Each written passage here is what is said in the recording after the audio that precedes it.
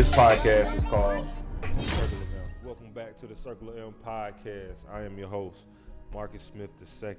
I have my good brother with me today, Chris Hubbard, man. Colder in the building, Columbus, Georgia. What's good, bro? How you feeling? Hey, man, I'm blessed, man. I'm good. Good to be here with you, my boy. There's been a lot going on. Just happy, bro. Just happy and a good space in my life right now. But it's good doing this podcast with you, bro. Oh, man, I appreciate it. Yes, sir. Bro, you looking sweet, fresh, boy. Nice and proper. That's what I'm saying, man. Look, man, I'm just a little something spiffy, man. Something light for the day, and we're here for a great cause, man. It's awesome, man. That's you for came sure. with the ones, you know what I'm saying? Yeah. We both got the saying? ones on. I wish we could zoom in. Y'all probably can't see the one, yeah. but They'll know something later. Dondre. What's up? Eccles, what's good, bro? You know we gotta. I'm in the back. Yes, sir. What's up, big dog? About to talk some good talk. Man, that's the thing about it, man. With the Circle M podcast, man, we talk about mental health, talk about life, and man, we just want to continue the conversation. That's all. Maybe we can help 1, 2 people. It don't matter. We just want to do that, bro. So the first thing we like to do on the Circle M podcast, bro, we like to start off with a tap in segment. We want to just tap in with you, man. See how the day was going. See how you were feeling, man, and tell the people how you feeling today. Cause a lot of times, it may be a day where you're not going so well, or Right. it may be a day you can show how happy you are. But we want people to see the authenticity of you in general. Yeah. Oh, man. Today, man, waking up this morning, man, I always start my day off with gratitude, man. I always start the day off with gratitude and give God thanks and give him praise, man, because, like, it's a blessing to be here on this earth, man, and you take one day at a time. And, you know what I'm saying? Like, when you wake up, man, somebody didn't wake up that morning. So it's already a blessing for you to start over on a new opportunity. Yeah. So for me, that's how I start off my day, man. Once I start that off, I get out the bed and, get my day going, let my dog out. Yeah. You know what I mean? And we just start on our day. But the one thing I think about that really replenishes my day is gratitude, bro. Yeah. Because if I don't start off with gratitude, I really feel like something kind of pivot me off that day. You know what I'm saying? But when I have a good day of gratitude, bro, like I really feel like nothing can get in the way of that. Man, that's real, bro. Gratitude. Gratitude, my people. Yes. That's important. I'm gonna go ahead and ask you, what made you get into the mental health thing? What's your story that made you, take that seriously? Man, so for me, literally coming from Pittsburgh, so I was. Long story short, man, I can go all the way back to when I was in college and high school before even going to college. But high school, man, coming from Carver High School, amazing school, man. Did a lot of great things there. But I had one good friend of mine. Shout out to Carver. Hey, shout out to Hardaway too, man. Yeah, shout out to Hardaway too. Sure. All Columbus Connect, all love. Yeah, all love, baby. Yeah. But in high school, I had a good friend of mine that was like that was battling, depression, and I didn't know anything about it because coming from the neighborhood I came from, East Wind Lane, like I'm right around the block from Carver High School, literally. Yeah. And being in the streets and being around the guys and things like that, knowing to get up, shake it off, and deal with your problems. You know what I'm saying? We all learn in a black society. We all learn how to deal with our problems, like just soak it up to the game, chalk it up to the game. So. My first part of depression, the first instant when I seen somebody go into depression was him. You know what I'm saying? Because, he was getting bullied and he was much smaller than we were in the group that we were and the people. And, this guy, committed suicide. So that was the first part where I wanted to tap into, just thinking about the past traumas and thinking about like, man, what if somebody would have said something or knew the things that he was going through. Yeah. And just said like, hey, like talk to him, see what's going on. Yeah. Because he had nobody at home to really talk to. So for people that's dealing with mental health, man, like now, like we want to tap in and check in and see how people are doing, bro. Like so that's one of the incidents. And when I went to UAB, my grandfather passed my freshman year of college. Yeah. So for me, that was like my best friend, my road dog, my guy. Yeah. And when I got that call from my grandmother, because he had prostate cancer. Yeah. Been battling for a while. He did chemo. He got rid of it the first time. came back, you know what I'm saying, and bounced back, and then it came back and it hit him harder the second time. So for me, it was like, man, I was devastated, bro. Like, and that's when I really hit a depression. Yeah. You know, coming from our relationship, man. Our relationship, we was so close, bro. Like, that might have well been my other dad for real. Yeah. But so that part was really hard for you, and did that take you to like a downward spiral? Like, that was during UAB. Yeah. And now you said that was your freshman year. That's Dang, right, yeah. so, you know, looking at you now, right, people wouldn't have not known that you went through that. Yeah. So you had to go through the rest of your college career, Yeah. like, feeling like that. Yeah. I mean, so how was that, man? Like, how do you, because you still here and you still doing the great work in the mental health field. Yeah. Like, how did you get through that part? Honestly, for real, like, going through that whole process, I went back home, went to the funeral, got around family, you know what I'm saying? And at that point, man, like, I really was going through a tough spot. Like, I wanted to be back home, wanted to be back with my mom and grandmas, you know what I'm saying, them and family. But it was like either go back home or either, you know what I'm saying, make it out to fulfill my dreams and do something that nobody in my family had the opportunity to do. Yeah. You know, I was the first person to go to college. You know what I'm saying? So for me, it was just like, I got to be able to do it. I want to be able to do it. And I know he wanted me to keep on going, you know? So I'm going to be honest, bro. Like, I had a hard time my freshman year, man. Yeah. I did. I'm going to be honest. We being vulnerable, baby. That's what it's about. Is that your drive now? Is that your drive that keep you going right now today? No, for real. I literally have moments of where, like, I know he's looking at me, you know what I'm saying, looking down on me, and right probably to now, he's probably smiling, you know what I'm saying, and he always said, man, you got a purpose in life, man, and don't nobody he said, never take no for an answer, man. And so for me, it was always that hunger, like, nobody gonna tell me what to do. If I could do it, I'm gonna do it. You know what I'm saying? Because that was always his attitude. Yeah. And he did everything in the book, from painting cars to doggone fixing people's houses. Yeah. And, you know what I'm saying? Anything in the world that he would gonna put his mind to, he would do it, man. So that's still my mindset. If I can do something, I'm gonna do it. Man. Kudos. So we fast forward into the league now, man. Yeah. You know, were there any parts you playing, because you going on what, year 9, 10? Year 10. This year 10, man. Bro, you ain't getting 2 years, like, let alone 10 years. Man. Hey, bro, Wow. that's such a blessing, bro. Yes, That's wild. Were there Yes, any bro. parts in your career where you started to feel some of that trauma, some of those things that you've been through, you know, going through football? Yeah, I would say one, you know, I would say, like, one was when I had the call and opportunity coming from pro day and everything like that. You know how pro day go. You get ready, train like crazy, and you getting calls from your agent. Yeah. You know what I'm saying, and saying like, hey man, you might get drafted here, 4th round, 5th round. Yeah. You know, when draft day gets here, shoot, man, I was sitting first day, sitting second day, sitting third day.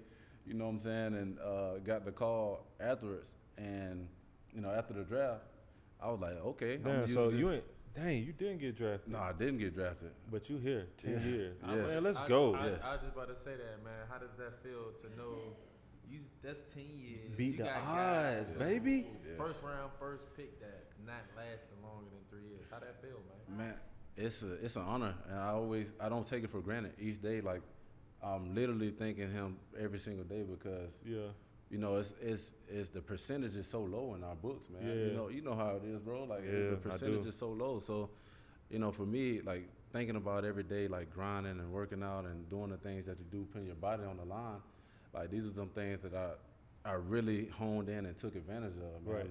Like, taking part of the body is important. Yeah. And then not even just your body, your mind too. Yeah. You got to be able to wake up every day and have a clear mind to go into the battlefield, because that's what it is. Yeah. It really is a battlefield, man. That's real. Like, honestly.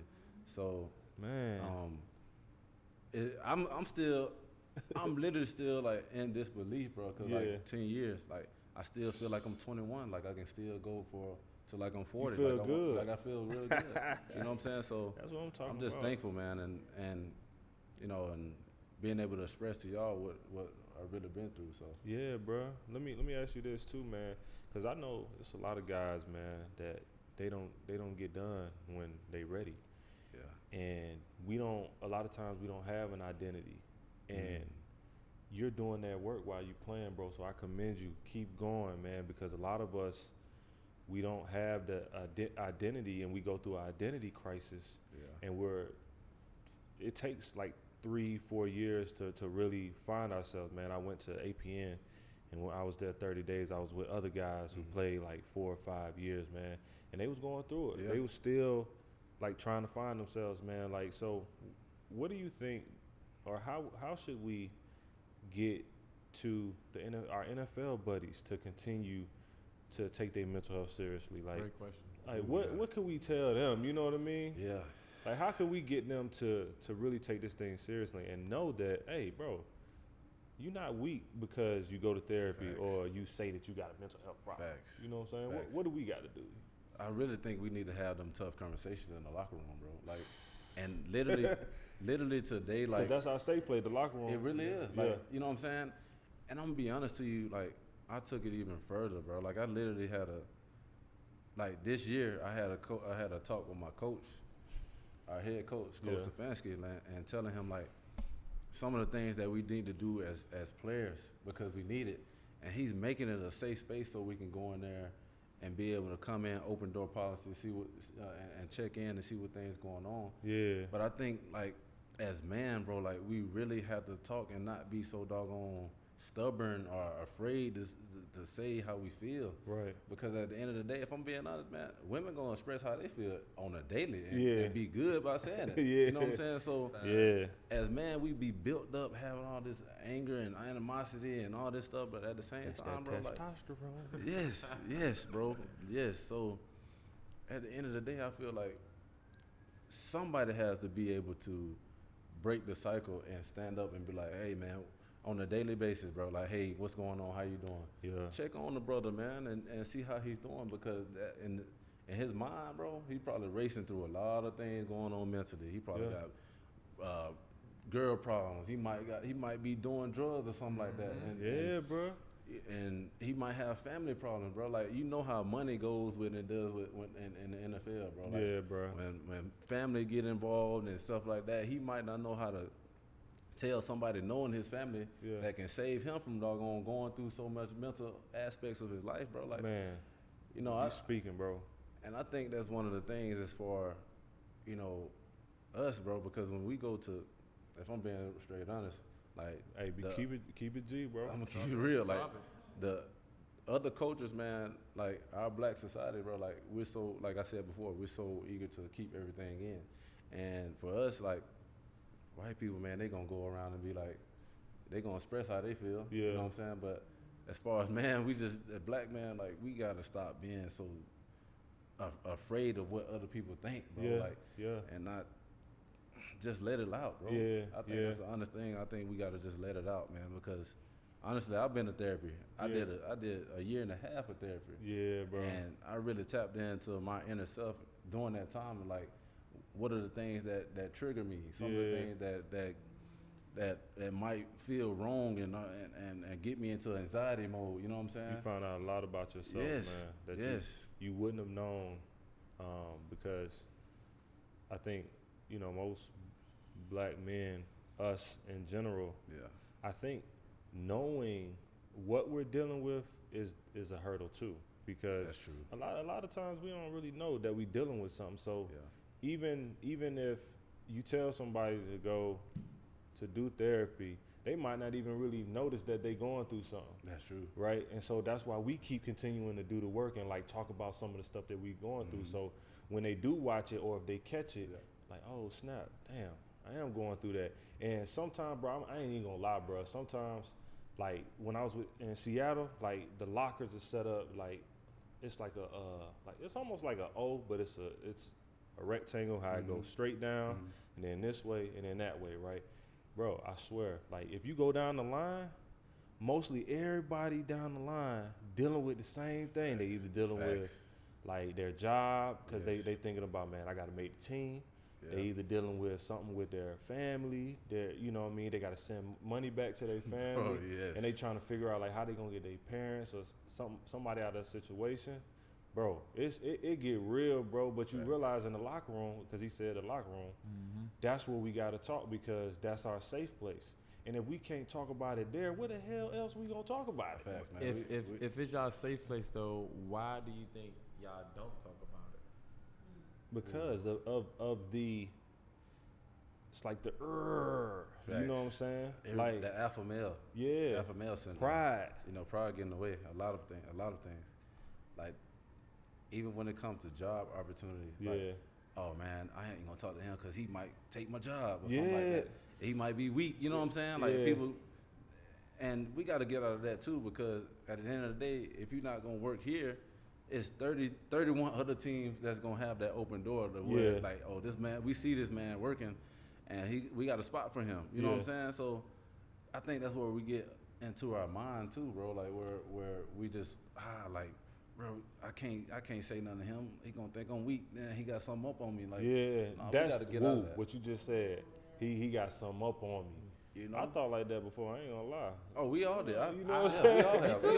We all have. Facts. We all have. So how would you pull the mic closer to you? So. How would you break that down into right how you feel like people should distinguish if someone's a threat, or they trying to, or you should fall under line and put your pride aside? Ooh, man.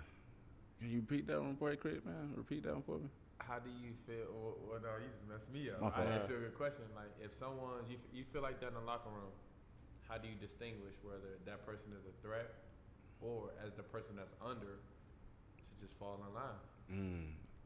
To be honest, man, I honestly feel like when it comes down to that situation, bro, like, I think you have to focus on yourself as a person. You know what I'm saying? Yeah, because I agree. Once you constantly worry about once you worry, you might get inside your head where don't play your best. Like, I've been that way before, where I was like, I'm so worried about this person up under me and before me. Like, just play your best game, man, and you're your worst critic. You know what I'm saying? Yeah. At the end of the day, and so for us as a whole, bro, like, we shouldn't be looking at numbers. You know. And we always get into the number game, like, oh man, it's okay. It's 2 tackles. I know they're gonna cut one person, then this person. You know what I'm saying? You ain't lying. That's real though. But that's I feel real. like you should though sometimes, because at the end of the day, it's still a business. Yeah, so, but I agree. You gotta learn. You just gotta learn. Tunnel vision, man. Yeah, you just gotta learn how to, like, you know that it's the business is off of like how you play. Yeah. So in order to continue and further your career, you gotta play well. That's true. Right? And, that's true. And sometimes, like for me, it was just, I would get overwhelmed with trying to do more, but really all I had to do was relax and play my game. You know what I'm saying? But the anxiety used to creep in, right? Yeah. And then not being able to get through my anxiety, that's what turned into depression. That's true. You know what I'm saying? Now I'm depressed because I can't get through the anxiety. Now, you know, I'm all over. Yeah, that's confidence is going. It's like a trickle down effect. Yeah, it is. It really is. That's it. That's exactly. It really is. That too. Yeah, bro. So man, I want to transition a little bit. We was talking about. No, matter of fact, you were saying. I want to talk a little bit about what you said about, because we talked a little bit about Tannehill yesterday. Ooh, good question. Right, and what he was doing, right? You got me to talk on that right now. Yeah. So. You know, for me, I took the approach of, because, you know, the media blow it out of proportion, right? We have what we talked about yesterday, and, you know, people feel like he should take him under his wing, right? But when you really, really look at it, all right, it's competitive. I agree. Right? Yeah. We fighting for a position. Every day. Yes. Right? Yes. And no matter if he's getting paid more or whatever, they brought him in.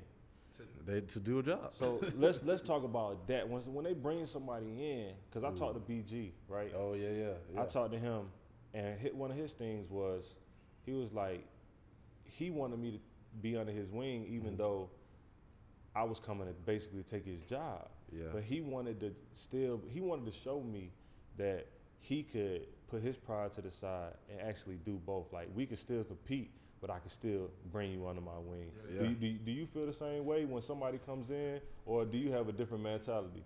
No, look, I'm gonna be honest, man. Like, because they did do it, and I'm gonna be honest, I had got hurt, but they did it, and my thing was, I'm gonna go into it with a team mentality. You know what I'm saying? Because at the end of the day, it's different. Because I will say this, I'm gonna start off by saying this. It's different on the O line because we all got to play together. Yeah. And if one of us out of sync, we all look bad. Yeah. So for me, like, when the guy come in, like, I'm gonna teach him everything that I've learned, like how to take care of his body, like how to be mentally off the field, some things that can help him out along the way, for him to be better as a player. Yeah. You know what I'm saying? So when a guy comes in, I'm not gonna, downplay him because he a puppy. Like, he first coming in, you know what I'm saying? Like, he don't know any better. He don't know anything how to maneuver when he first come in. Yeah. So I don't want to be selfish, man, because I feel like God ain't put me on this earth to be selfish as a person, bro. Yeah. To let somebody else in on knowledge when we can all be great, And a lot of times, black people, we hold. We so knowledge selfish, to, bro. Like, we get knowledge and like, I ain't nah. Yeah. You know what I'm saying? I don't want to even just say like black people because you guys play football in college and at the next You want to level. just say people? Yeah, people in You guys general. play football at the next level, track. I mean, I ran track. Mhm. Yeah. Track is an individual sport. Yeah. Facts. Within an individual sport, you do have a team sport outside of that. Yeah. If I don't perform, the team don't win. Yeah. So it's kind of like I agree but disagree with the situation because if I perform and I do my part and everybody do their part, the team wins. Yeah. But I can't spend time sitting here teaching you how to do this and do that. You just gotta, if you at this level, you gotta man up. You Yeah. gotta take your part and do it. But at I the agree. same time, if you're new to the game, a veteran should kind of give you some ins and outs of the game because if you don't got Yeah, it, it's That's all very it is free game.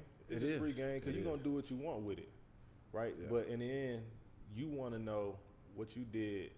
Like, God gave you the ability, right? to do it. Yes. And you did it, and you giving it to somebody else. So what he does with it, that's on him. But That's the true. fact that you gave it to him, that's what God is gonna bless you for.